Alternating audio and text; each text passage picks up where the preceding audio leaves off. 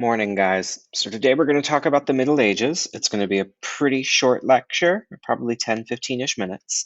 I'll have the textbook chapters uploaded to go along with it. I want you guys to seriously take some notes from them and read from them, and also from this PowerPoint. And then you've got the rest of what would be our class period to work on your projects and to get those going and get them done. Remember, next Friday at 4 p.m. is when they are due. All right? So let's get started with the Middle Ages today. So the Middle Ages are really rooted in Rome and rooted in the beliefs of the Catholic Church and also rooted in Germanic customs. So there's three different reasons for this, right? So when the Western Roman Empire fell, when Rome fell, the western half of Europe was just in disarray. So the Catholic Church kind of stepped in to kind of calm everyone down, and the Germanic tribes that were invading also stepped in and really shifted the way that people thought about countries and states and tribal roots and those types of things. We'll go over that in a minute. So at first, we had the invasions happening in the Middle Ages, right? When Rome fell, trade was disrupted along the Silk Road, so the goods and the food and everything else wasn't as prominent as it was.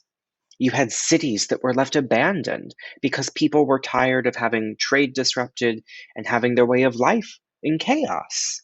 And so, as a result, what we see is the shift of the population to the countryside. People are leaving the cities, going to the countryside where things are safer, and creating these new small towns and villages instead of having big, big cities. So, we're moving away from that urban life back to that rural life. All right. We also see the emergence of the Germanic kingdoms replacing those former Roman provinces. So remember, the Roman Empire was up in Britain, it was in France, it was in what we would now call Austria, and parts of southern Germany, and in Spain. So all of these kingdoms that are emerging are replacing the Roman provinces and really emphasizing the ties to tribes and also the personal ties that we make with each other. We're no longer having these kingly associations of these governors and everything else. So hopefully you see this new emerging idea, right? We're going back to these ideas that we had when we were nomads. We are making these personal kinship ties and really emphasizing these tribes that we stick with. We also see the church coming to the forefront. The Frankish people of France and the Germanic tribes are adopting the Catholic Church. Clovis is one of the huge proponents of the church. And we see that the church is having monasteries built for friars and priests, convents built for the religious nuns. And the church is also providing order and security for everyone within the land. And that's huge. The church intervenes where the state failed, or where the collapse of the Roman Empire left a lot of chaos. The most important figure at the church of this time is Pope Gregory I. He is central and essential to maintaining stability within the western half of the former Roman Empire. And it's during his reign that we really see the political interests of the Catholic Church move to the forefront. They're raising armies, they're repairing all of the broken roads, and they're negotiating treaties with tribes and other kingdoms to really make sure that, these Germanic invaders aren't going to destroy everything. So Pope Gregory I is doing a lot to keep the lives of people safe.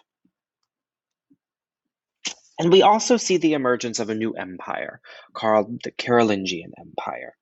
And it starts with Charles Martel. You should remember that name when we talked about Islam. He's the one who defeated the Muslims at the Battle of Tours. And his, what we could call successor, is Charlemagne. And Charlemagne is crowned the Holy Roman Emperor. And this is huge. We create this new empire courtesy of Charlemagne and Charles Martel. And this is what it looks like in 768 to 843, the Holy Roman Empire. It ends up getting divided, and Europe becomes entirely divided after the death of Charlemagne. So his three children divide up the empire to the West Frankish kingdom, the Central kingdom, and then the East Frankish kingdom. And that ultimately leads to a new way of life that we call feudalism. So feudalism is a political system where nobles are granted the use of the king's land and what's called a fief, and the nobles give loyalty and military services to the king. Right?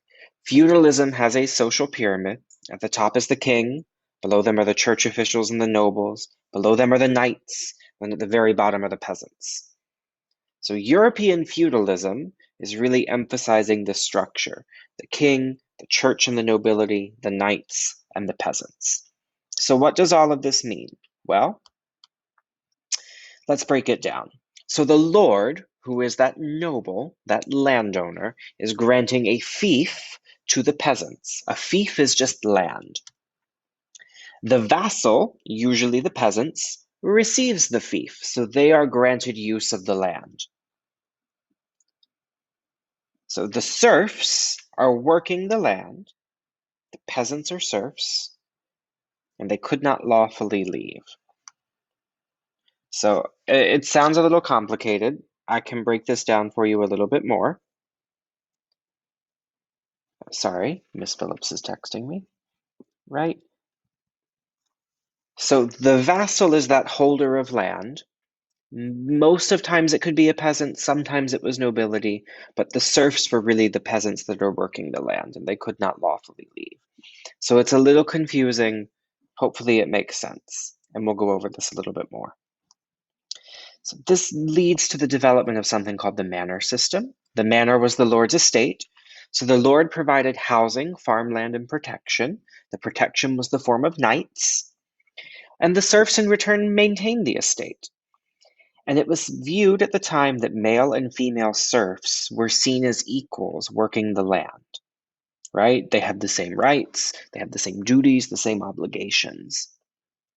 So if you look at this old ancient medieval manor, so over here, number one, you've got the manor house where the lord and the family lived.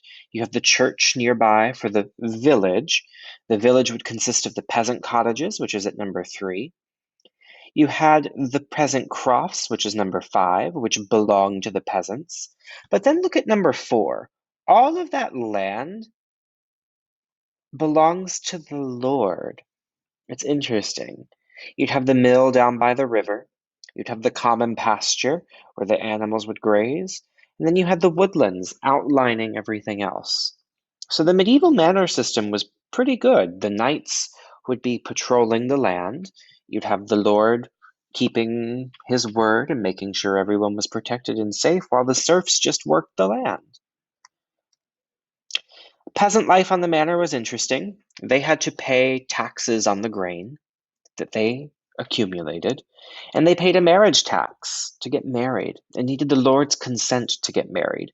Most of the time, the Lord would say yes because the Lord wanted children, absolutely needed to have more serfs to work the land. And the peasants also paid what we call a tithe, which is just 10% of their income going to the church to help keep the church afloat. So that's it for today's lesson on feudalism and the medieval Middle Ages in Europe as they emerge.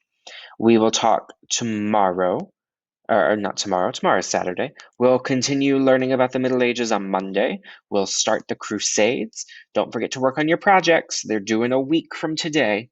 So if you have any questions, email me, let me know. I'm more than happy to help. I hope you guys have a great weekend. Enjoy the nice, awesome fall weather coming your way, and I'll see you all on Monday.